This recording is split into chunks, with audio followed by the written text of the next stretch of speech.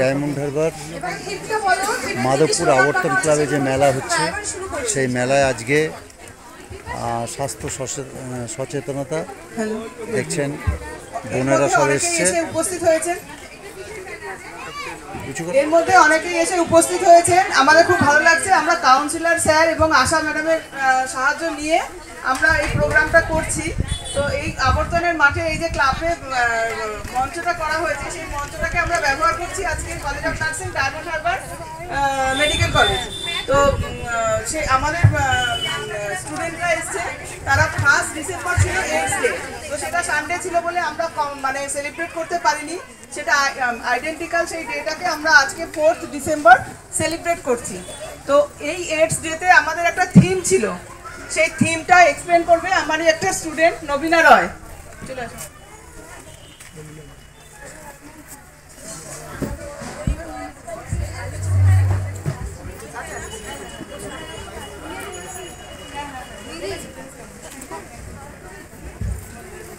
সুপ্রভাত সবাইকে। আমরা প্রত্যেক বছর 1 ডিসেম্বর বিশ্ব এইডস দিবস পালন করি বিশ্ব স্বাস্থ্য সংস্থার তরফ থেকে। তো এই দিবসটা পালন করার কিছু কারণ আছে। আমরা এইডস রোগের সচেতনতা বৃদ্ধি করার জন্য এই দিনটি পালন করে থাকি এবং যে সমস্ত মানুষ এই রোগে মোকাবিলা করে চলেছেন তাদের সাথে পাশে থাকার জন্য আমরা এই দিনটি পালন করি এবং যারা এই রোগের কারণে মারা গেছেন তাদেরকে শ্রদ্ধা জানানোর জন্য আমরা এই দিনটি পালন করে থাকি। প্রত্যেক বছরই বিশ্ব স্বাস্থ্য সংস্থা এই দিবসটি পালন করে। এই দিবসের প্রত্যেক বছর একটি করে থিম থাকে। এই বছরের থিম হলো আমার অধিকার আমার স্বাস্থ্য, অধিকারের পথ ধরুন, take rights path, my rights my health. এটাই হচ্ছে এই বছরের থিম। এই থিমের মধ্যে দিয়ে বিশ্ব স্বাস্থ্য সংস্থা আমাদের সবাইকে নিজেদের স্বাস্থ্য সম্বন্ধে, নিজের অধিকার সম্বন্ধে জ্ঞান অর্জন করতে বলেছেন এবং চেয়েছেন যাতে সমস্ত মানুষ তাদের স্বাস্থ্য সম্বন্ধে ঠিকমতো জ্ঞান অর্জন করে এবং এই যে বিরল রোগটা সেখান থেকে মুক্তি পেতে পারে। এইডস হচ্ছে এমনই একটা রোগ যার কোনো নিরাময় নেই, যার কোনো চিকিৎসা হয়তো আছে কিন্তু তার টিকা নেই। মানুষ যখন একবার এই রোগে পড়ে মানুষকে এই রোগ মরণাপন্ন করে তোলে। তাই জন্য আমাদেরকে সচেতনতার মাধ্যমেই এই রোগ থেকে নিজেদেরকে সুরক্ষিত রাখতে হবে। ধন্যবাদ।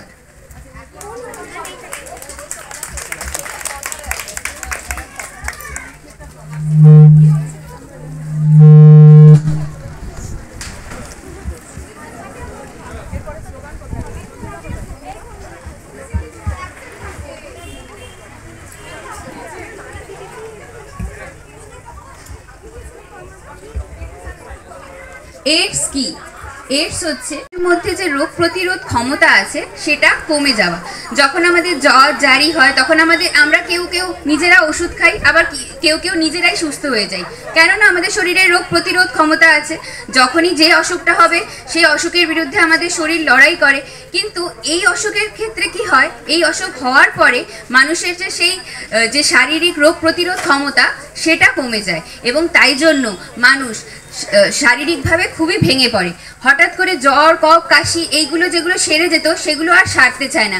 সেখান থেকে বড় সড়ো অসুখ যেমন নিউমোনিয়া এই রকম রোগে মানুষ আক্রান্ত হতে থাকে। তাহলে আচ্ছা, HIV কিভাবে সংক্রমিত হয়? অসুরক্ষিত যৌন মিলন, সংক্রমিত সূচ, আক্রান্ত ব্যক্তির রক্ত বা অঙ্গদান, আক্রান্ত মা থেকে শিশুর শরীরে ইত্যাদি দ্বারা সংক্রমিত হয়।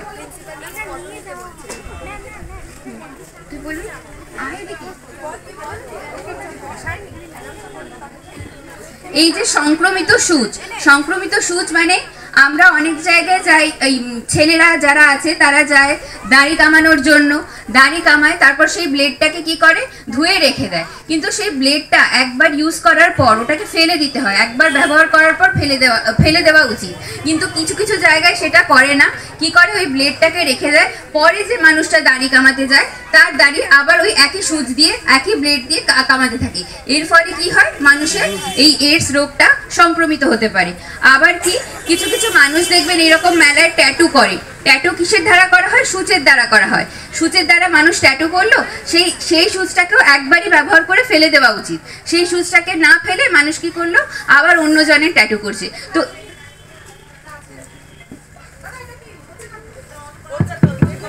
বলছি এই যে ট্যাটুর কথা দিদি বললেন, আপনাদেরই মেলায় আছে ট্যাটু হচ্ছে?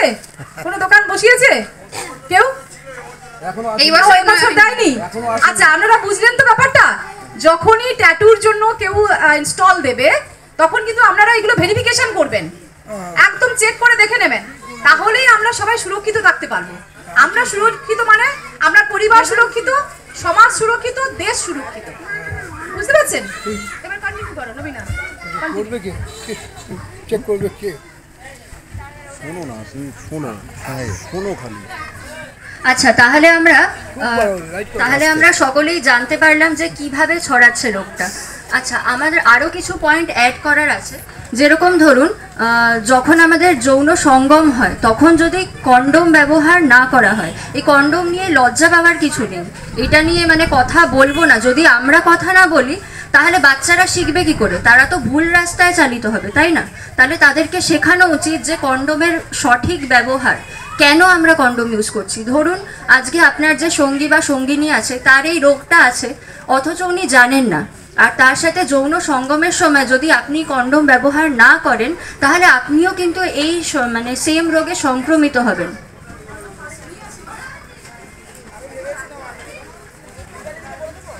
আরেকটা কথা হচ্ছে যে একের অধিক যদি যৌন সঙ্গী থাকে তাহলে সেক্ষেত্রেও কিন্তু এই রোগটা মানে এই রোগ সংক্রমণের অনেক প্রাবল্য থাকে। তারপরে গর্ভাবস্থায় যদি কোনো মহিলা মানে যদি কোনো মা এই রোগে আক্রান্ত হয়ে থাকেন তাহলে তার মানে গর্ভাবস্থায় সেই সন্তানও কিন্তু এই এইচআইভি ভাইরাস, এইডস রোগটা তো এই এইচআইভি ভাইরাসের দ্বারা সংক্রমিত হয়। তা এই ভাইরাসটা গর্ভবতী সেই মহিলার থেকে তার সন্তানের মধ্যেও সংক্রমিত হতে পারে। তারপরে যখন মহিলা স্তন্যপান করেন সেই স্তন্যপানের যে দুধ, সেই বুকের দুধ থেকেও কিন্তু এই ভাইরাসটা ছড়াতে পারে। তা এগুলো হচ্ছে কিছু কিছু মাধ্যম যেখান থেকে এই রোগটা সংক্রমিত হয়। যদি আমরা এগুলো মাথায় রেখে চলি, যদি আমরা সঠিক পথে চলি, তাহলে এই মারণ রোগ থেকে কিন্তু আমরা সবাই মুক্তি পেতে পারি। যেহেতু আমার বান্ধবী আগেই বললেন যে এই রোগের কোনো টিকাকরণ হয় না, এই রোগ কিন্তু একবার হয়ে গেলে আর কিছু করার নেই। সুতরাং আমাদের উচিত যাতে আমরা প্রিভেনশন নিই। আমরা একটা ইংলিশে কথা জানি না যে prevention is better than cure. তা এই যে এই কথাটা প্রিভেনশন, এটা কিন্তু এই রোগের ক্ষেত্রে ভীষণভাবে প্রযোজ্য। আচ্ছা, দিদি বললেন যে যৌন মিলনের মাধ্যমে অসুখটা ছড়ায়, শুনলেন তো? এই যৌন মিলনের মাধ্যমে যে অসুখটা ছড়াচ্ছে, কিভাবে ছড়ায়? আমরা সাধারণত আমাদের সোসাইটিতে কি ব্যবস্থা রয়েছে? সোসাইটির ব্যবস্থা রয়েছে স্বামী স্ত্রী, তাই তো? এই মাধ্যমে আমাদের যৌন মিলন হয় এবং আমাদের সন্তান সন্ততি জন্মগ্রহণ করে। কিন্তু এর ভেতরে কিছু ব্যাপার আছে। কি ব্যাপার আছে? যে অনেক সময় দেখা যায়, মানে সেই পুরনো পৌরাণিক যুগ থেকে আমরা দেখে আসছি যে আমাদের যৌন পল্লী আছে। সেই সব পল্লীতে কিছু যৌন কর্মীরা থাকেন, তাদের কাছে মানে আমাদের পুরুষরা যান, তো সেখানে তাদের মধ্যে যৌন মিলন হয়। আমি জানি না, আশেপাশে আমি শুনেছি এখানে কিন্তু অনেক যৌন পল্লী আছে।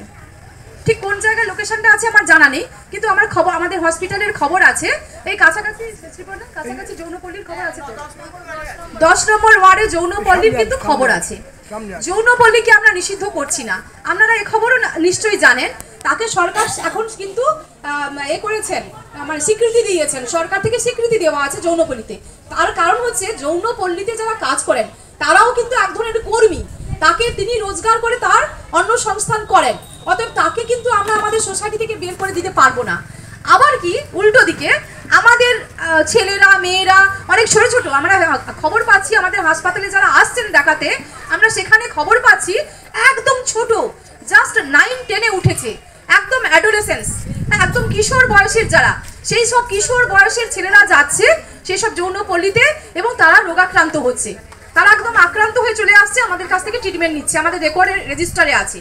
তো তো এই কারণে আপনাদেরকে আমরা সচেতন করছি, এই ইনফরমেশনগুলো আমরা দিয়ে দিতে চাইছি যে আপনারা দেখবেন আপনাদের যে ছোট ছোট বাচ্চারা হচ্ছে তারা ঠিক কোথায় যাচ্ছে, কিভাবে কি কাজ করছে, সেগুলোর উপরে কিন্তু নজর রাখবেন। আর আমি তো আগেই বলে দিয়েছি যে যৌনপল্লীকে আমরা আপনাদের নিষিদ্ধ করতে পারবো না, কারণ তারাও মানুষ, তাদেরও খেয়ে পড়ে বাঁচতে হবে। তারা ওইটাকে একটা মাধ্যম করে নিয়েছেন, অন্য সংস্থানের একটা মাধ্যম করে নিয়েছেন।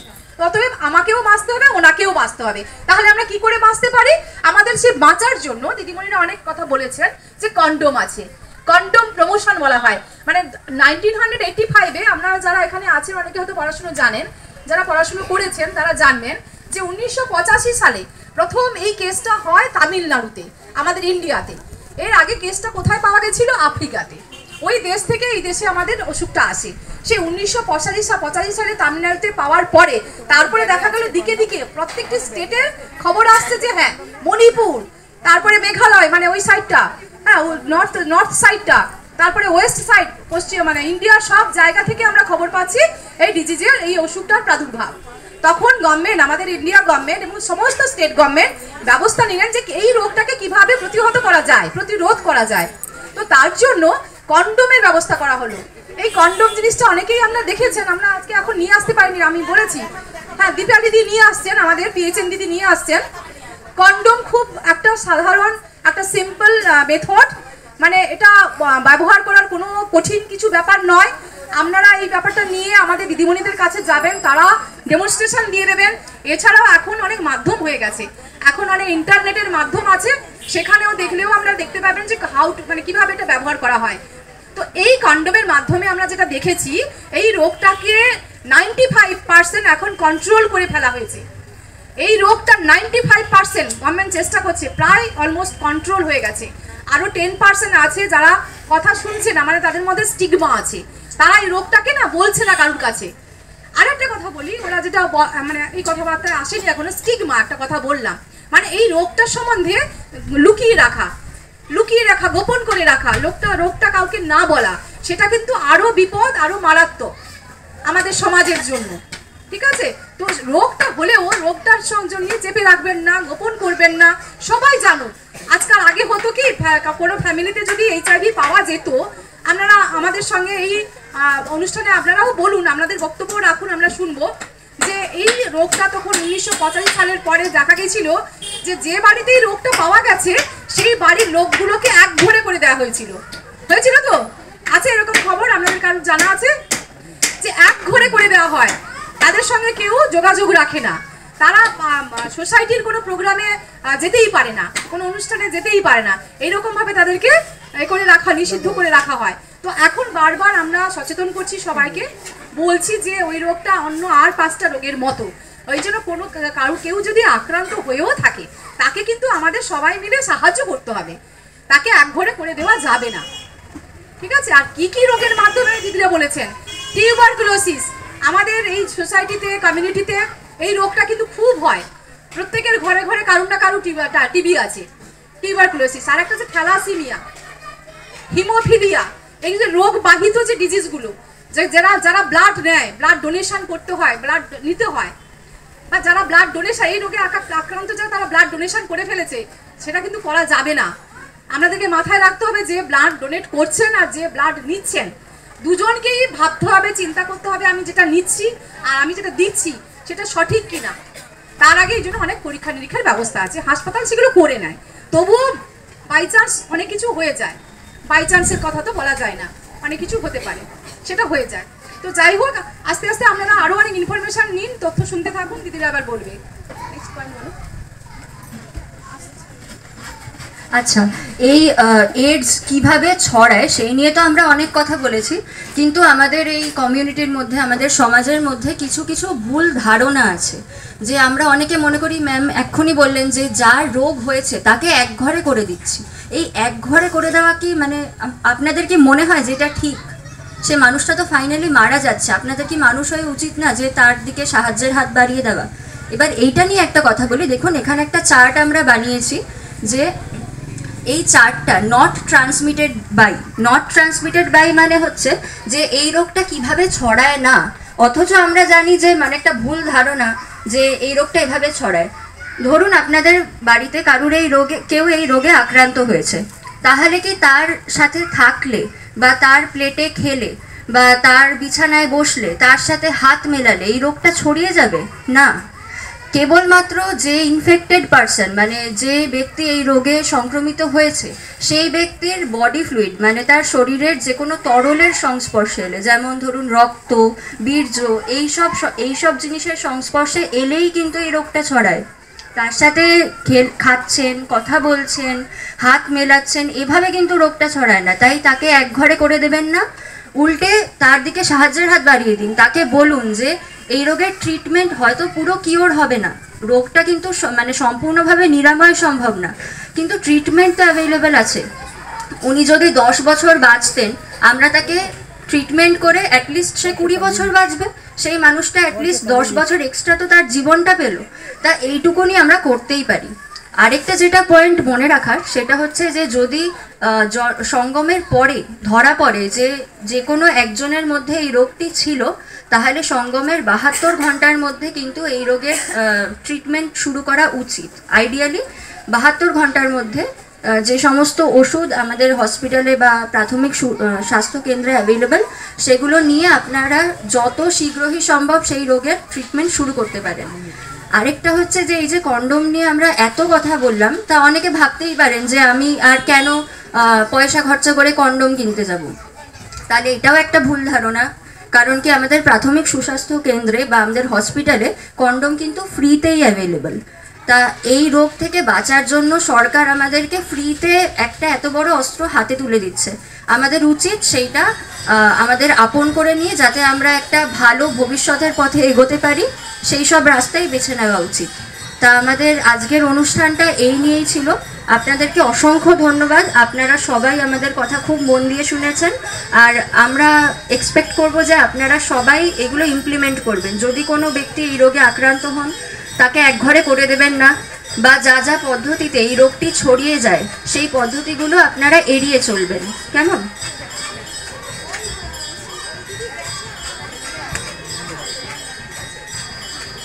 যারা রয়েছেন কমিউনিটি পিপল, যারা মানে অ্যাডাল্ট পার্সন, আমরা দেখেছেন আপনার সঙ্গীকে ব্যবহার করতে দেখেছেন মহিলারা? এটাই হচ্ছে কন্ডোম। এইটা ইউজ করলে আমার যত রকম মানে সেক্সুয়ালি ট্রান্সমিটেড যে ডিজিজগুলো আছে, রিপ্রোডাক্টিভ ট্র্যাক্ট ইনফেকশন বা হচ্ছে sexually transmitted infection, syphilis, HIV 1 এবং 2, গৌণ যত রকম রোগ আছে, যৌন রোগ, সেই যৌন রোগগুলো এটা থেকে প্রোটেক্ট করা যায় যদি একজন পার্টনারের 2 বা 3 জন সঙ্গী থাকতে পারে। অনেক সময় হয় না, আমাদের লেবাররা বাইরে কাজে যায়, যারা হয়তো সোনার উপর কাজ করে, বোম্বেতে থাকে, বা মাইগ্রেটারি যে লেবাররা থাকে, তারা কি হয়, বাড়িতে বাইরে থাকলে হয়তো অন্য পার্টনারের সঙ্গে যৌন সঙ্গম করলো, এবার বাড়িতে এসে তার স্ত্রীর সাথে আবার মেলামেশা করছে, দেখা গেল তার মাঝখানে সে কিন্তু তার নিজের HIV স্ট্যাটাসটা জানলো না। তাহলে প্রতিটা মানুষকে সচেতন হতে হবে আমার HIV স্ট্যাটাস সম্পর্কে। যদি না জানি, তাহলে তার প্রোটেকশনের জন্য আমার কন্ডোম ব্যবহার করা দরকার, যাতে ওই অসুখটা তার স্বামীর হয়তো বাইরে থেকে নিয়ে এসছে, তারপর দেখা গেল তার মানে মিসেসের মধ্যেও, মানে স্ত্রীর মধ্যেও কিন্তু সেই রোগটা ছড়িয়ে পড়লো। এইভাবেই সমাজে এই রোগটা ছড়িয়ে যাচ্ছে। তো এইটা আমি একটু দেখাচ্ছি।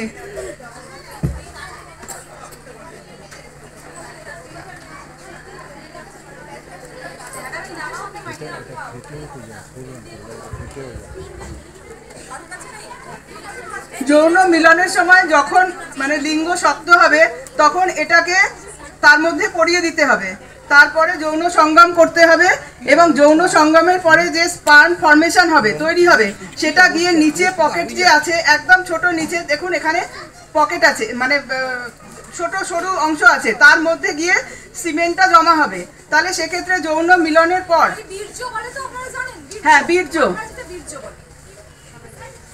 সেটা এর মধ্যে জমা হলো, এবং সেটাকে যদি আমি আলাদা করে মানে তারপরে আমার যৌন সঙ্গম হয়ে গেল, তারপর সেটাকে এভাবে ডিসকার্ড করতে হবে। তাহলে কি হলো, আমার যে মানে আমার পার্টনারের থেকে যে বীর্যটা বেরোলো, সেটা আমার যে মহিলা পার্টনার ছিল, নারী পার্টনার, তার জনিতে গেল না কোনোভাবেই, কিন্তু যৌন সঙ্গমটা নির্বিঘ্নে করা গেল।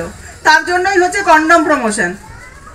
ঠিক আছে, এটা থেকে কিন্তু অনেক রকম রোগের হাত থেকে আমরা বাঁচতে পারি, কারণ HIV এইচআইভি রোগ বা এইডস এটা কিন্তু প্রতিরোধী করা যায়, কিন্তু ট্রিটমেন্টে তার ভাইরাল রোগটাকে কমানো যায়। এআরটি সেন্টারে আমাদের এখানে কাছাকাছি এআরটি সেন্টার নেই, ডায়মন্ড হারবারে আইসিটিসি আছে, এসটিআই আছে, এবং কাছাকাছি এআরটি সেন্টার আমাদের কেপিসি মেডিকেল কলেজ আর হচ্ছে এমআর বাঙুর হসপিটাল আর ঠাকুরপুকুর ইএসআই জোকা। সেখানে যদি সাসপেক্ট হয়, এখানে টেস্টটা হয় এইচআইভি 1 এবং 2। আমাদের যা ডেটা পাওয়া গেছে তাতে হচ্ছে এখানে এইচআইভি 2 এখনও পাওয়া যায়নি। এইচআইভি 1 2023 সালের মধ্যে 43টা কেস পাওয়া গেছে। সবাই যে ডায়মন্ড হারবার মিউনিসিপ্যালিটি নয়, ডায়মন্ড হারবার মিউনিসিপ্যালিটিতে 2টো কেস পাওয়া গেছে, তার মধ্যে একটা কেস মাধবপুরেরই আছে। আমরা যেখানে প্রোগ্রাম করছি মাধবপুর 9 নম্বর ওয়ার্ড, এখানেই একটা এইচআইভি পজিটিভ কেস, একজন মহিলা আছেন, ঠিক আছে। আর আরেকজন আছেন উত্তর হাজিপুরে এইচআইভি 1, তিনি একজন ছেলে, কোনো শপিং মলে কাজ করেন। তো উনি হচ্ছেন এইচআইভি 1 এবং সিফিলিস পজিটিভ। তো সিফিলিসের যে ট্রিটমেন্ট সেটা এখানে হচ্ছে, কিন্তু এইচআইভি পজিটিভ হলেই তাকে হচ্ছে ট্রিটমেন্টটা হয় পজিটিভ আমরা বলি না, আমরা বলি রিয়াক্টিভ, যাতে সেই মানুষকে আইসোলেট না করা হয়। তো এইচআইভি রিয়াক্টিভ যদি হয় তাহলে তাকে এআরটি সেন্টারে পাঠানো হয়, ওখানে হচ্ছে এইচআইভি ট্রিটমেন্টটা শুরু হয়। সেটা হচ্ছে কেপিসি মেডিকেল কলেজ, মানে তার বাড়ি কোথায় সেই অনুযায়ী পাঠানো হয়। KPC medical college, MR Bangur hospital আর হচ্ছে Thakurpukur ESI hospital, ESI Joka hospital, ঠিক আছে। এবার ওখানে ট্রিটমেন্ট 28 দিনের পায়, তারপর যে মেডিসিন পাওয়ার কথা সেগুলো এসে ডায়মন্ড হারবার মেডিকেল কলেজে পাওয়া যায়। এই মেডিসিনটা কন্টিনিউ করলে কি হবে, যে এইচআইভি যে ভাইরাস তার ওয়ার্কলোডটা, তার মানে সেও তো শরীরের মধ্যে বংশবিস্তার করছে, সেইটাকে কমানো যায়, ঠিক আছে। তো এই ট্রিটমেন্টটা কন্টিনিউ করতে হবে। আর 2024 সালে আমাদের এখানে ডায়মন্ড হারবার মেডিকেল কলেজের আইসিটিসি সেন্টারে 43টা কেস পাওয়া গেছে, এইচআইভি পজিটিভ 43টা কেস, এবং তার মধ্যে 6 মাসের বাচ্চাও আছে এইচআইভি পজিটিভ। তার মা হচ্ছে থ্যালাসেমিয়া বলে সেই মাকে বারবার ব্লাড ট্রান্সফিউশন করতে হয়। ব্লাড ট্রান্সফিউশন করার জন্য ব্লাড ট্রান্সফিউশন থেকে ইনফেকশন মায়ের হয়েছে, সেখান থেকে বাচ্চা পজিটিভ হয়েছে, ঠিক আছে। এই সিনারিওতে আমরা কি স্ট্রিট ড্রামা হবে, এখন রোল প্লে হবে, তাহলে এই সিনারিওগুলো আমরা যেগুলো জানি সেগুলো বললাম, এবং আমাদের স্টুডেন্টরা একটু রোল প্লে করে দেখাচ্ছে। এগুলো নেওয়ার জন্য নাম লেখাতে হয় না, বলতে হয় না, বালতি করে বাইরে রাখা থাকে, যার দরকার সে নিয়ে যাবে।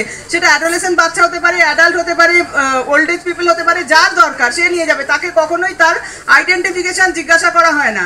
আমরা হেলথ কর্মীরা কি করি না, দিনের শুরুতে যখন আমি সাব সেন্টার বা হেলথ সেন্টার খুলছি তখন আমি বাইরে একটা বক্সে রেখে দিই।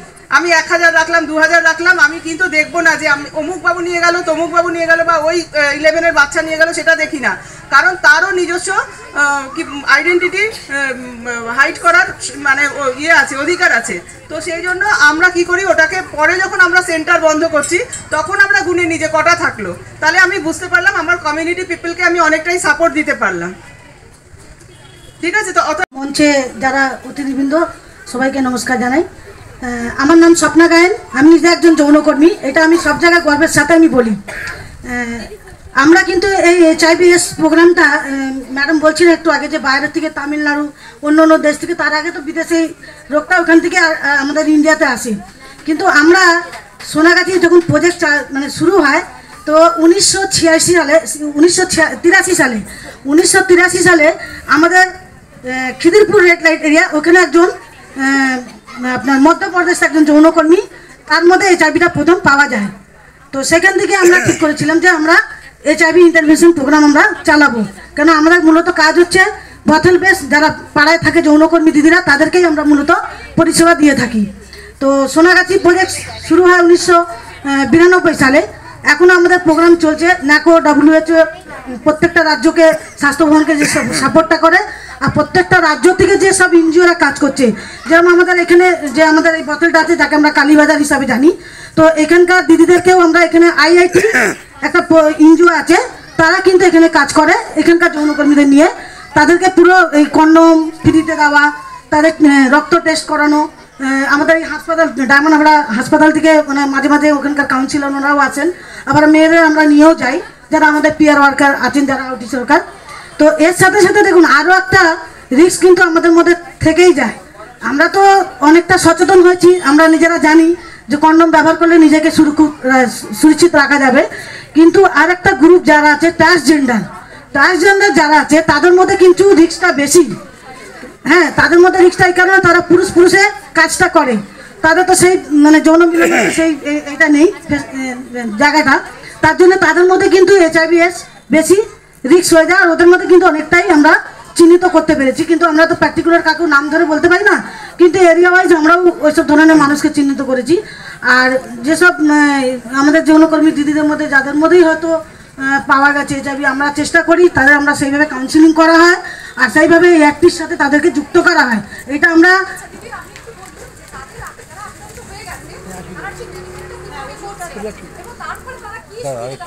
যাবো তো।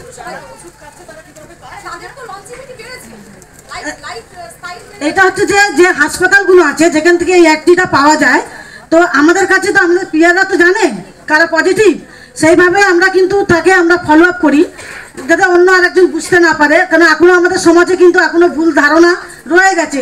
সেই জন্য একটা মানুষকে কিন্তু আমাদের সেই অধিকার নেই যে তাকে আমরা চিহ্নিত করতে পারবো।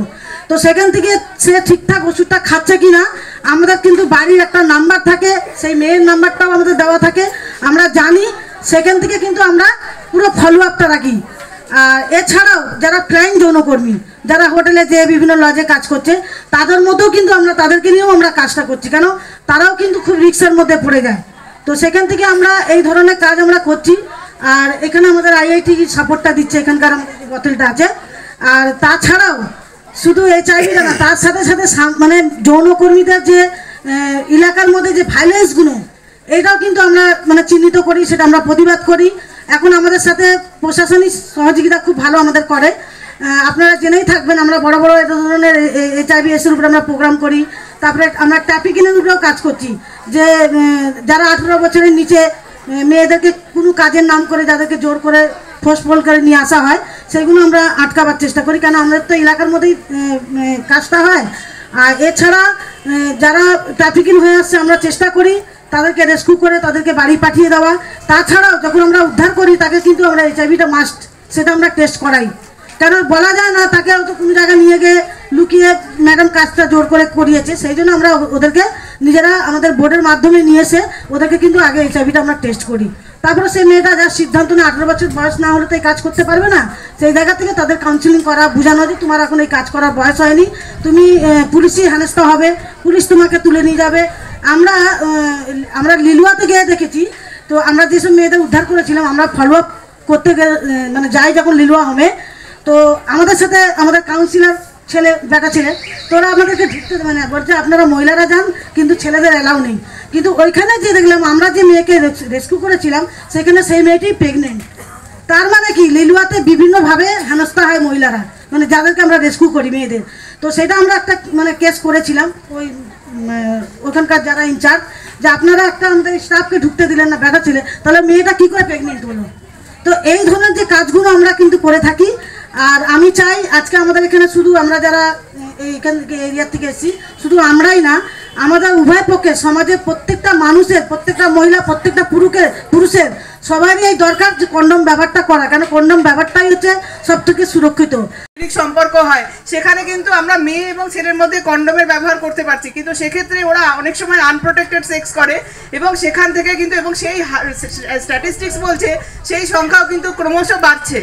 অর্থাৎ transgender male having sex with male, মানে ছেলের সঙ্গে ছেলের সঙ্গম, এবং এই কমার্শিয়াল সেক্স ওয়ার্কাররা, তার সাথে হচ্ছে যারা হচ্ছে ড্রাগ ইউজ করছে, যে সমস্ত অ্যাডোলেসেন্ট বাচ্চারা ড্রাগ ইউজ করছে, একই নিডল সিরিঞ্জে, এখন হসপিটালে ডিসপোজেবল এসে গেছে, গ্লাস সিরিঞ্জ ইউজ বন্ধ হয়ে গেছে, এখন আর নিডল সিরিঞ্জ সমস্ত ওই দিক থেকে প্রোটেকশন, কিন্তু যারা হচ্ছে ড্রাগ ইউজ করছে অ্যাডোলেসেন্ট বাচ্চারা, তারা একটা নিডলের ড্র করে নেয়, দিয়ে তারপর পরপর 3-4 জন একসঙ্গে নিচ্ছে, তো তাদের মধ্যেও কিন্তু এটার সম্ভাবনা অনেক বেশি। আচ্ছা না, ও একটু বলবে। আচ্ছা, আমরা যখন এখানে ওই দিদিমণিদের পেয়ে গেলাম, তো দিদিমণিদের কিছু ল আছে যেগুলো দিদিমণিরা জানে কিনা জানি না। আমার একটি ছোট মেয়ে আছে, ওই স্টুডেন্ট, ও একটু ওই আপনাদের কমার্শিয়াল সেক্স ওয়ার্কারদের রিলেটেড যে ল, মানে আইন যা আছে যেগুলো আপনাদেরকে সাপোর্ট করতে পারে, প্রোটেক্ট করতে পারে, সেই সম্বন্ধে একটু কিছু বলবে। সুপ্রভাত সবাইকে। আমি আজকে আপনাদেরকে যৌনকর্মীদের হুয়ের কিছু নির্দেশিকা, গাইডলাইন্স আছে সেগুলো সম্পর্কে কিছু বলবো। অনেকেই জানেন, অনেকেই জানেন না। আমি চেষ্টা করব সব কিছুই এখানে বলার। কিছু প্রশ্ন থাকলে অবশ্যই আমাকে করবেন। আচ্ছা, আমাদের সমাজে এমন সবাই আছে যারা যৌনকর্মীদেরকে অপরাধীর চোখে দেখে। আমরা সবাই জানি যে এটাও এক ধরনের পেশা। তো যৌনকর্মীদেরকেও যাতে সাধারণ মানুষের চোখে দেখা হয় সেই ব্যবস্থা করতে হবে। তাদের সমস্ত স্বাস্থ্য পরিষেবা পাওয়ার সুযোগ করে দেওয়া। আমরা এটা দেখেছি, যদি কেউ জানে যে হসপিটালে তাদের শ্রেণীদের কেউ হসপিটালে একই সাথে অন্য মানুষদের সাথে ডাক্তার দেখাতে এসছে, কি করেন অনেক সময় তারা এরকম করেন যে তাদের তাদের সাথে আমরা একই শ্রেণীতে পড়ি না, এরকম বিভেদ করা হয়। সেটা যেন না করা হয় এবং সমস্ত মানুষ জাতি যেহেতু জাতির মতো তাদেরকে একইভাবে ট্রিট করা হয় এবং সমস্ত সুযোগ করে দেওয়া হয় তাদের স্বাস্থ্য পরিষেবা পাওয়ার জন্য। যৌন থেকে এই এইডস রোগ অনেকভাবে প্রতিরোধ করা যেতে পারে। নির্দিষ্ট সময় অন্তর স্বাস্থ্য পরিষেবা ও চিকিৎসা প্রদান করা। অনেক কর্মীরা জানেন যে তাদের এইডস হয়তো আছে, কিন্তু তারা এটা ভেবে নেন যে আমাদের অন্য সমাজের মানুষরা আমাদেরকে ওই চোখে দেখবেন, নিচু চোখে দেখবেন, তাই জন্য তারা কোনো স্বাস্থ্যকেন্দ্রে যানও না চেক আপ করানোর জন্য এবং কারো কাছে এটা খুলেও বলেন না যে আমার কোনো সমস্যা হচ্ছে। তো তাদেরকে এই মানসিকতা দিতে হবে বা তাদেরকে এনকারেজ করতে হবে যে যাতে তারা নির্দিষ্ট সময় অন্তর স্বাস্থ্য পরিষেবার যায় বা স্বাস্থ্য পরীক্ষা করান। বৈষম্যহীনভাবে তাদের সমস্ত স্বাস্থ্য পরিষেবা প্রদান করা। আমি আগেই বললাম যে তারা যদি নিজের ইচ্ছায়ও কোনো স্বাস্থ্যকেন্দ্রে যান তো তাদেরকে এটা অনুভব করানো হয় যে তারা আমাদের সাথে পড়েন না, তারা অন্য শ্রেণীর মানুষ। তো এই বিভেদটা যেন না করা হয়। তাদের বিভিন্ন স্বাস্থ্য পরিষেবামূলক কাজে অন্তর্ভুক্ত করা। তারা যে ছোট ছোট কাজ, যেমন অন্যান্য সময় আমরা বলি যে বাড়িদের মেয়েদের যেমন ঘরোয়া কাজ যেগুলো করানো হয়, তাদেরও যাতে কোনো স্বাস্থ্যকেন্দ্রে তাদের সংস্থার মধ্যে কোনো ছোটোখাটো এইসব কাজে যদি অন্তর্ভুক্ত করা যায় তাদেরও ভালো লাগবে, তারাও মনে করবেন যে আমাদেরকে সাধারণ মানুষের মতোই ট্রিট করা হচ্ছে।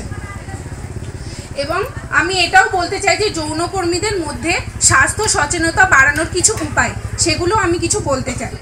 যৌন সংক্রামিত রোগের সম্পর্কে সঠিক তথ্য প্রদান করা ও সচেতনতা বাড়ানো। আমার আগে যিনি বলছিলেন উনিই বললেন যে যেমন কন্ডোমের ব্যবহার করা, তারপরে স্বাস্থ্যকেন্দ্রে গিয়ে নিজেদের চিকিৎসা করানো, এগুলো করতে হবে। কন্ডোম এবং অন্যান্য নিরোধক ব্যবহার করানোর প্রয়োজনীয়তা সম্পর্কে সচেতন করা। অনেকেই এই যে কন্ডোম ব্যবহার না করে যদি সম্পর্কে লিপ্ত হন তাহলে এইডস ছড়ানোর বেশি ব্যবহার করেন। যৌনকর্মীরা যাতে সহজে চেক আপ ও স্বাস্থ্য পরীক্ষার সুযোগ পায় সেদিকে স্বাস্থ্যকর্মীদের নজর দিতে হবে। এই যে আজকে আমরা এখানে হেলথ ক্যাম্পটা করেছি, সমস্ত পরিবেশের মানুষরা এখানে আসতে পেরেছেন, তারাও আসতে পেরেছেন এখানে। আমরা তাদেরকে জানাতে পারছি যে এই ব্যাপারগুলো, যে কি কি করা উচিত না করা উচিত, তাদেরকে স্বাস্থ্যকেন্দ্রে যাওয়া উচিত, তাদের কি কি পরীক্ষা নিরীক্ষা করানো উচিত, তারাও জানতে পারছেন, আমরাও জানাতে পারছি। তাদের মানসিক পরিস্থিতি বুঝে সেই অনুযায়ী চিকিৎসা প্রদান করতে হবে। তারা সবসময় এটাই ভাবেন যে আমাদেরকে কোনোদিন মানুষ ঠিকভাবে অন্য মানুষের মতো ভাবে না। তো তাদেরকে সেই মানসিক তাদের যাতে এটা মনে না হয় যে আমাদেরকে তুচ্ছ করে দেখা হয়। সবাইকে এই যে আমরা যে স্টেজে দাঁড়িয়ে একই বক্তব্য দিচ্ছি, তারাও যে তাদের কোনো বক্তব্য যদি থাকে তাদেরকে সমানভাবে অধিকার দিতে হবে যে তারাও যাতে তাদের নিজেদের কথা বলতে পারেন। ধন্যবাদ আপনাদের। তো এইচআইভি রোগটা ঠিক কিভাবে হয় আর এইডসটাই বা কখন হয়? অ্যাকচুয়ালি এইচআইভি রোগটা একটা এইচআইভি ভাইরাস আছে। সেই ভাইরাস যখন আমাদের শরীরকে আক্রমণ করে, সেই আক্রমণ করার পরে আমার শরীরে সেই ইনফেকশনটা ঢোকে এবং সেখান থেকে অ্যান্টিজেন, অ্যান্টিবডি, এইসব রিয়াকশন হয়ে ভাইরাসের একটা অ্যান্টিবডি তৈরি হয়। তো সেই তৈরি হওয়ার পরে আমাদের অনেকগুলো দিন পেরিয়ে যায়, অ্যাকচুয়াল এইডসটা হতে 10 বছর সময় লাগে। বুঝতে পারছেন? অ্যাকচুয়াল এইডস হতে, এইচআইভিটা একটা সংক্রমণ, এইচআইভি সংক্রমণ হয়, এইচআইভি কিন্তু রোগ নয়। এইচআইভি সংক্রমণ হওয়ার 10 বছর পরে আমার এইডস রোগটা হয়। এবার সংক্রমণ হওয়ার পরে আপনি বুঝবেন কি করে যে আপনি সংক্রামিত হয়েছেন? তার জন্য কতগুলো উপসর্গ আছে। যেমন আপনার জ্বর আসবে, জ্বর ভাব থাকবে, আপনার খুব ডায়রিয়া হবে, কিছুতেই সেগুলো কমবে না, জ্বর কিছুতেই কমছে না, অনেক ওষুধ খাচ্ছেন, 1 সপ্তাহ 2 সপ্তাহ 1 মাস হয়ে গেল, জ্বর কিছুতেই কমছে না, জ্বরের কোনো কারণ পাওয়া যাচ্ছে না, আবার ডায়রিয়াও হয়ে যাচ্ছে, তার কোনো কারণ পাওয়া যাচ্ছে না। এছাড়া গ্ল্যান্ড, আপনার শরীরে যেখানে যেখানে যত গ্ল্যান্ড আছে সমস্ত গ্ল্যান্ড ফুলে যাচ্ছে। এই সব লক্ষণ দেখে আপনাকে কিন্তু স্বাস্থ্যকেন্দ্রে যেতে হবে, গিয়ে এই ব্লাড টেস্টটা করিয়ে নিতে হবে, তখনই দেখা যায় যে এই রোগের সংক্রমণটি হয়েছে। আচ্ছা, আর একটা কথা বলবো, কারুর শরীরে এই যে এতক্ষণ ধরে আলোচনা হলো যৌন মিলনের মাধ্যমে, অসংরক্ষিত সূচের মাধ্যমে, অথবা ওই যে দাড়ি কাটা রেজারের মাধ্যমে, ব্লেডের মাধ্যমে, অথবা হচ্ছে কোনো মা থেকে শিশুতে সংক্রামিত হয় সেটা সেভাবে, অথবা ব্লাড নিয়ে হয়, ব্লাড ডোনেশন, ব্লাড নেওয়ার পরে, তো এইসব কারণে যখন হলো সেই ব্যক্তি তো জানলো যে আমি কিন্তু একটা রিস্কের ঝুঁকিপূর্ণ জায়গার মধ্যে রয়েছি, তাহলে আমার অবশ্যই টেস্ট করা নেওয়া উচিত। কিন্তু যারা এই ঝুঁকিপূর্ণ নয়, তিনি মনে করছেন যে আমি তো ওই ব্লাড নিইনি, আমি তো ওই ওরকম দোকানে গিয়ে আমি দাড়ি কাটিনি, তাহলে আমি তো আমার যৌন মিলনে এইরকম অসুরক্ষিত নয়, তাহলে আমি কি টেস্ট করাবো? আমরা বলবো অবশ্যই। আপনারা প্রতিটি মানুষ বছরে 1 বার কি 2 বার রুটিনলি, রেগুলারলি আপনারা কিন্তু এই টেস্টগুলো করিয়ে রাখবেন। বিভিন্ন রকমের যে টেস্ট হয় আমাদের ব্লাডের, যে রক্তের যে পরীক্ষাগুলো, যেমন হচ্ছে ব্লাডের আরবিসি আমরা বলি, যেটাকে বলি কি, হ্যাঁ আমাদের যে রক্তের যে এগুলো আছে, আপনাদেরকে বাংলা ভাষা বোঝাতে পারছি না আর কি, হিমোগ্লোবিন, এটা তো জানেন সবাই, হিমোগ্লোবিন টেস্ট। আর এই রোগটা আমাদের ব্লাডের কোনটাকে নষ্ট করে দেয়, ধ্বংস করে দেয়, সেটা হলো CD4। হ্যাঁ, আমাদের CD4টা কোথায় থাকে, মানে ওগুলো আবার অনেক কঠিন চলে যাচ্ছে, এসব বলছি না। আমাদের শরীরকে সুরক্ষিত করার জন্য আমাদের ব্লাডে সেল আছে, সেই সেলটাকে এই জীবাণুটা নষ্ট করে দেয়। অবধি আমাদের একটা প্রোগ্রাম চলছে, হ্যাঁ, ভ্যাসেক্টমি ফোর্টনাইট বলা হচ্ছে, মানে সপ্তাহ যাপন আর কি।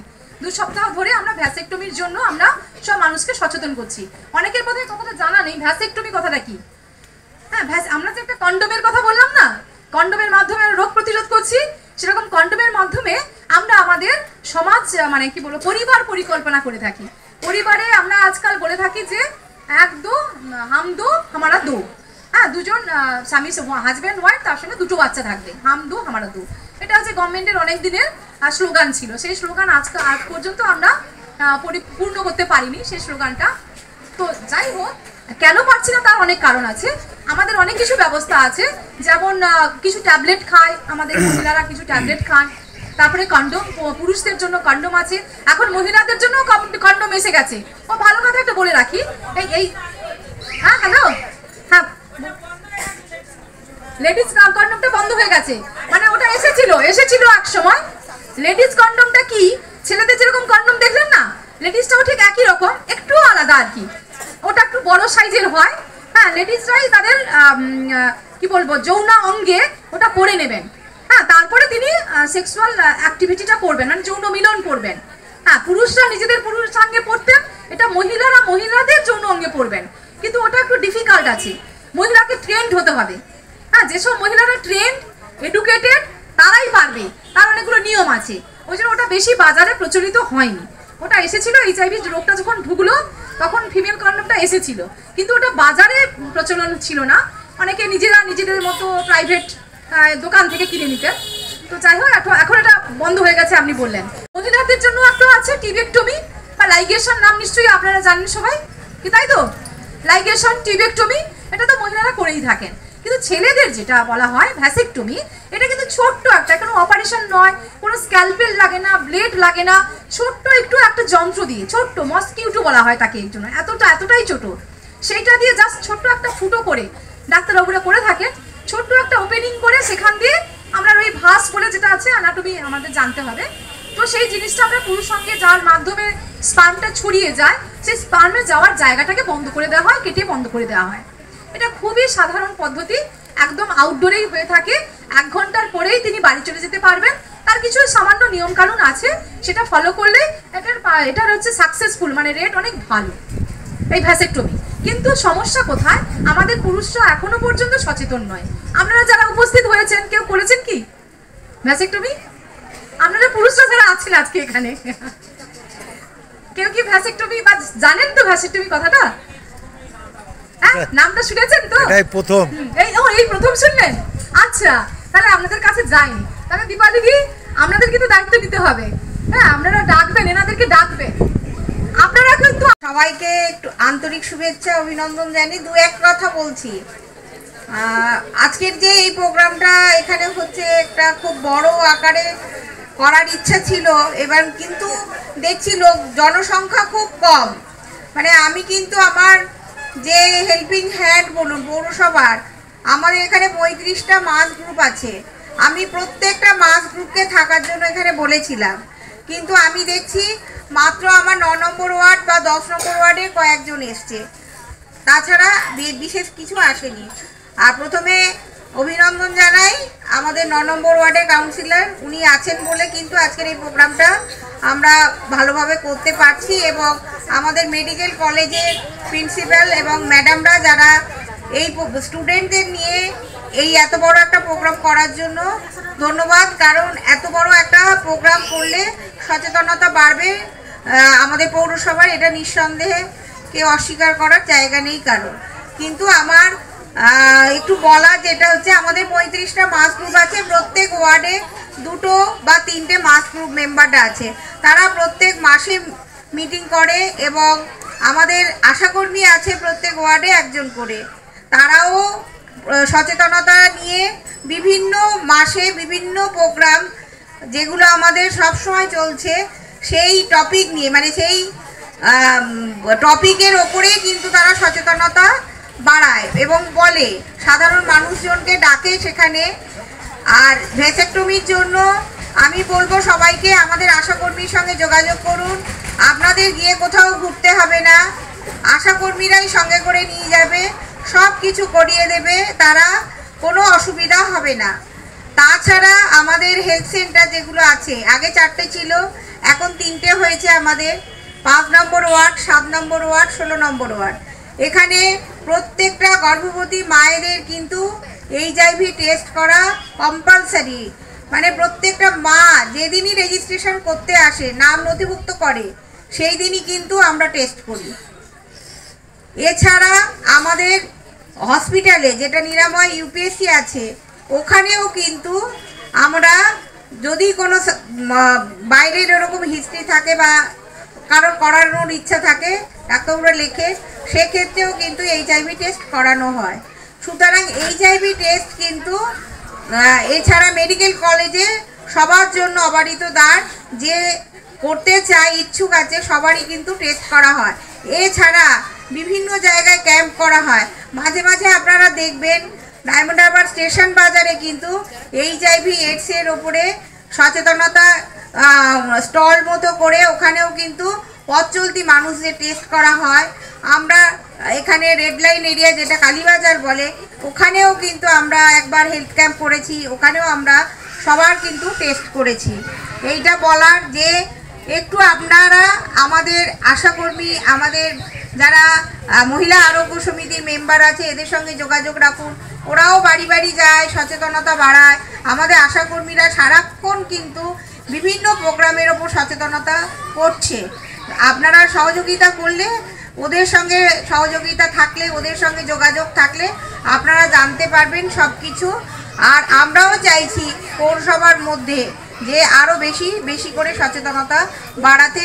এখন আমাদের বিভিন্ন স্টুডেন্টরা আসছে, নার্সিং স্টুডেন্ট, মেডিকেল স্টুডেন্ট, সব বাড়ি বাড়ি কিন্তু যাচ্ছে। আমাদের জুনিয়র ডাক্তারবাবুরা আসছেন, আমাদের নার্সিং স্টুডেন্ট, বিভিন্ন ক্যাটাগরির নার্সিং স্টুডেন্টরা আসছে, সচেতনতা বৃদ্ধি করছে, তারা বাড়িতে যাচ্ছে, বিভিন্ন তথ্য দিচ্ছে, আদান প্রদান করছে।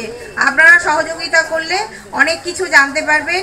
সবাই ভালো থাকুন, সুস্থ থাকুন। এর মাধ্যমে আমরা এইডস প্রতিরোধে সচেতনতার বার্তা পৌঁছে দেব এবং সমাজে সুস্থ, সচেতন ও সহমর্মিতার পরিবেশ সৃষ্টি করার জন্য একজোটে কাজ করার অঙ্গীকার করব এবং এই অনুষ্ঠানে আপনাদের সকলের সহযোগিতা একান্তই কাম্য।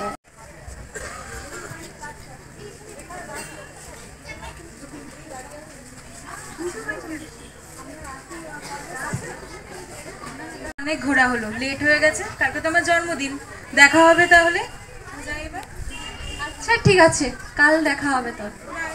বাই।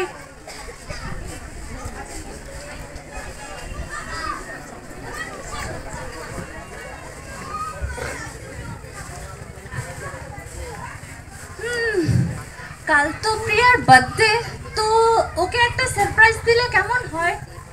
আমি সেটাই করি।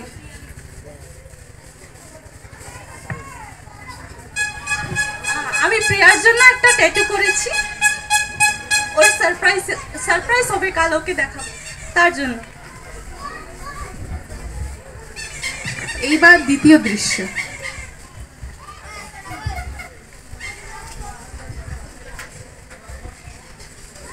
কখন আসবে ও? এই হ্যাপি বার্থডে। Thank you. আর আমার গিফটটা? তোমার জন্য একটা গিফট আছে আমার কাছে, কই দেখি? সারপ্রাইজ। দেখি। টাডা! তুই আমার জন্য ট্যাটু করেছিস? খুব ব্যথা লেগেছে তো বল তোর? একদমই না, এটা তো তোর জন্য করতেই পারি আমি। Thank you.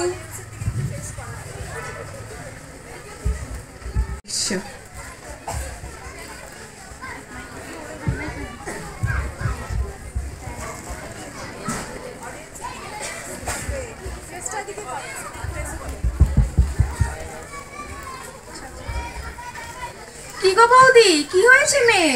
আরে দেখো না, ওকে নিয়ে হাসপাতালে গেছিলাম, ওর তো খুব শরীর খারাপ, 2 বোতল রক্তও দিতে হয়েছে।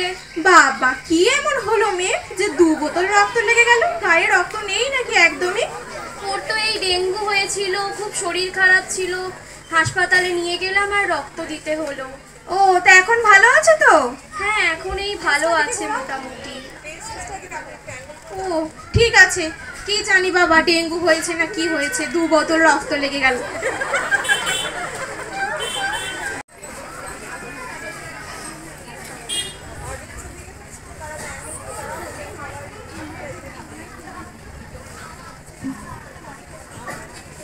কি অসুবিধা বলুন?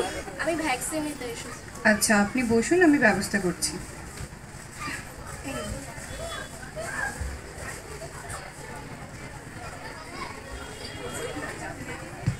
ঠিক আছে, আপনি এখন যেতে পারেন। ডাক্তারবাবু দেখুন না, আমার হাতে অনেক কেটে গেছে, একটু কিছু ব্যবস্থা করলে, আমার খুব যন্ত্রণা হচ্ছে। কই দেখি, কিভাবে কেটেছে? আমার রাস্তায় আস্তে আস্তে বাইকের সাথে অ্যাক্সিডেন্ট হয়ে গেল ডাক্তারবাবু, আমার খুব ব্যথা করছে।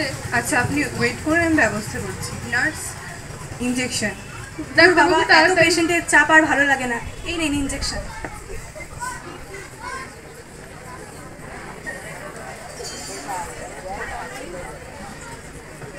তাড়াতাড়ি করুন ডাক্তারবাবু, আমার খুব যন্ত্রণা হচ্ছে। আচ্ছা, আপনি শান্ত হন, আমি ব্যবস্থা করছি।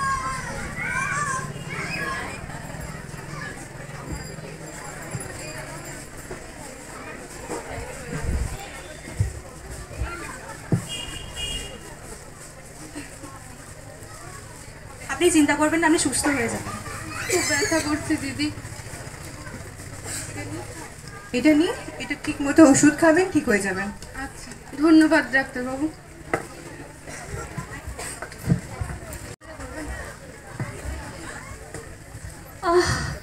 আমার কিছুদিন ধরে কেমন যেন গায়ে জ্বর জ্বর লাগছে, আমার ওজনও কমে যাচ্ছে দেখছি, আর শরীরও খুব ভালো লাগছে না।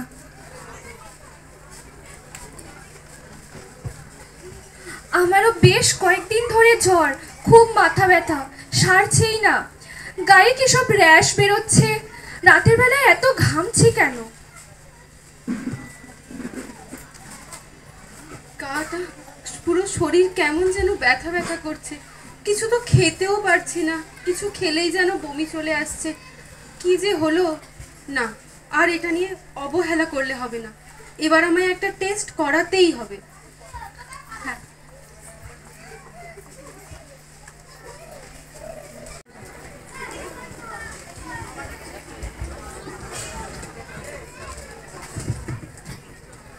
মা, বাবা, আমার রিপোর্ট এসে গেছে। কি রে বাবা, রিপোর্টে কি এলো? কই দেখি।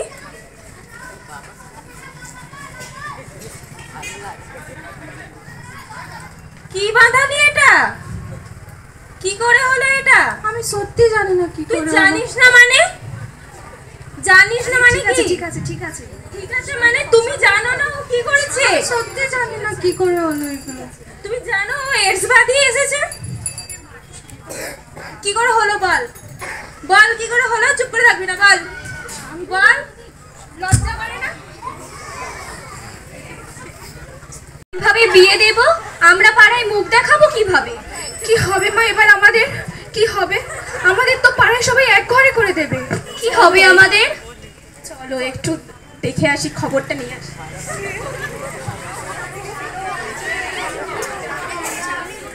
কি গো বৌদি, মেয়ের ডেঙ্গু সারলো? এই দেখো না, মেয়ের এইডস হয়েছে। কি? ঠিক হয়ে যাবে, আমরা হসপিটালে যাব, এর ঠিক সমাধান বেরোবে। কেঁদো না মা, কেঁদো না। আজকাল পাড়ার কাকিমাদের কথা শুনো না। মা বাবার তো আমরা হসপিটালে যাব, আমাদের সব ঠিক হয়ে যাবে। এইরকম একটা রোগ, আমি তো আমার বাড়ির একমাত্র আর্নিং মেম্বার। আমার বয়স্ক বাবা মাকে কি করে মুখ দেখাবো এবার? আর আমার এই যে এত বড় একটা রোগ হলো, এই রোগের এত খরচ, আমি তো বাঁচবো না। আর আমার কিছু হয়ে গেলে আমার মা বাবাকে কে দেখবে?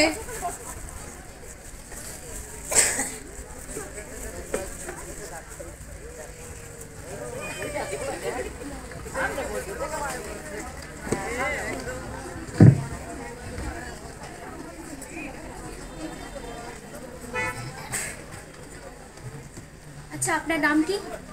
আমরা হোম ভিজিটে এসেছি।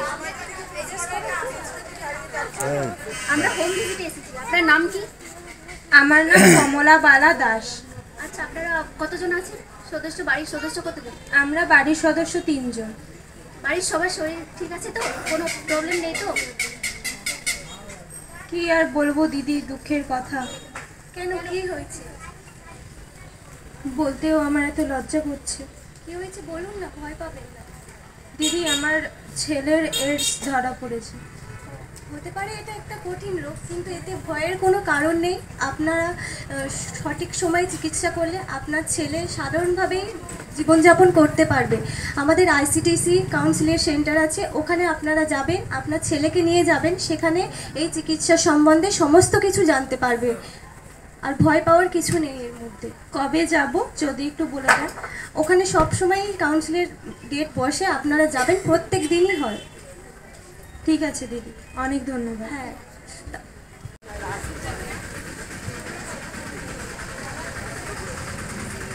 নমস্কার কাউন্সিলর ম্যাডাম। নমস্কার। হ্যাঁ বলুন, কি হয়েছে?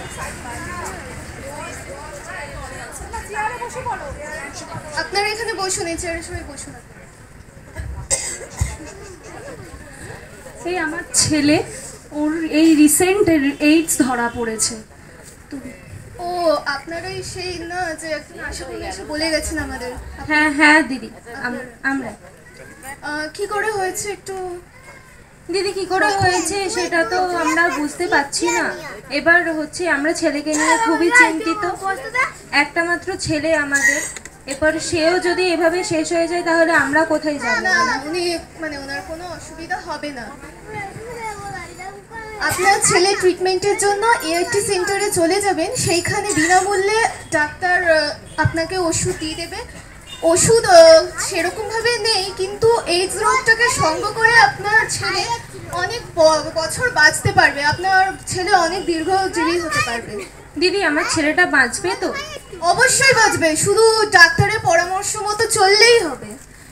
আচ্ছা, আমরা কি ওর ব্যবহার করা জিনিসপত্র বা ওকে আমাদের কাছে রাখার এগুলো কি করতে পারি আমরা? হ্যাঁ, আপনি অবশ্যই ওকে রাখবেন। উনি কোনো অপরাধী নয়। আপনারা বাড়িতে একসাথে থাকবেন, ওর জিনিসপত্র যেগুলো ইউজ করবে সেইগুলোতে আপনার কোনো অসুবিধা নেই। ওগুলোর মাধ্যমে এইডস আপনাদের ছড়াবে না। ছড়াবে সংক্রমিত রক্ত যদি আপনাদের দেহে প্রবেশ করে, যেমন ইনজেকশন, তারপরে ট্যাটু করালেও কিন্তু ওই সূচটাতে কিন্তু একটু রক্ত লেগে যায়, তার জন্য কিন্তু সুস্থ মানুষের দেহে চলে যেতে পারে। আর আরেকটা বলে রাখি যে ঘরে যে আপনারা ইউজ করছেন না নিত্য প্রয়োজনীয় যে জিনিসপত্র, যেমন থালা বাসন, ও যে খাচ্ছে এই সব, তারপরে স্নানের যে টাওয়াল, ওইগুলোতে কিন্তু ছড়ায় না। তাই জন্য ওকে না আলাদা করে রাখবেন না, কারণ এইডস রোগ তো আস্তে আস্তে একটুখানি শরীরটা তো একটু ইসা হয়েছে, মেন্টালি ওকে ভেঙে দেবেন না, এটাই বলেছি। ঠিক আছে দিদি, অনেক ধন্যবাদ। আমরা তাহলে আজ আসি। হ্যাঁ ঠিক আছে। নমস্কার দিদি, আমরা এয়ারটেল সেন্টারের কথা শুনে এসেছি কাউন্সিলর স্যারের কাছ থেকে, তো উনি বলেছিলেন আপনাকে বলে দেবেন। তো হ্যাঁ, আজই আমাদের কাউন্সিলরের সাথে কথা হয়েছে। আপনি একটু দাঁড়ান, আমি ডাক্তারবাবুকে কথা বলছি।